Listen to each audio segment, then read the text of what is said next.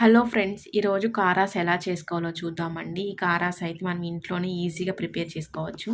ముందుగా శనగపిండిని తీసుకొని ఉండలేమీ లేకోకుండా బాగా మిక్స్ చేసుకోవాలి. మరి పలుచగా కాదు, అలా అని మరి తిక్కుగా కాదు, మీడియంగా వీడియోలో చూపించే విధంగా అయితే బాగా మిక్స్ చేసుకోవాలి. ఇప్పుడు ఒక బొరకల గంట తీసుకొని కొద్దిగా పిండి తీసుకుంటూ అందులో వేసుకుంటూ కారాలు అయితే వేసుకోవాలండి. ఈ కారాలు అయితే గోల్డెన్ బ్రౌన్ కలర్ వచ్చేంత వరకు బాగా డీప్ ఫ్రై చేసుకోవాలి. అసలు ఈ కారాస్ చాలా బాగుంటుందండి. మా సైడ్ వచ్చేసి కారాస్ అంటారు, కొందరు వచ్చి బుట్ట కారాలు అంటారు, కొందరు వచ్చి కారాలు అంటారు. ఇప్పుడైతే పక్కకు తీసి పెట్టుకోవాలి అంతా.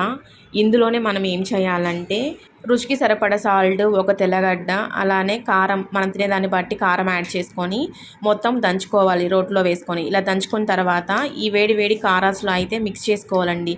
ఇందులోనే కొన్ని శనగగింజలు కూడా డీప్ ఫ్రై చేసి వేసుకుంటే టేస్ట్ అయితే చాలా బాగుంటుంది. అంతే అండి, ఎంతో టేస్టీ ఈజీ కారాస్ అయితే రెడీ అయిపోయింది.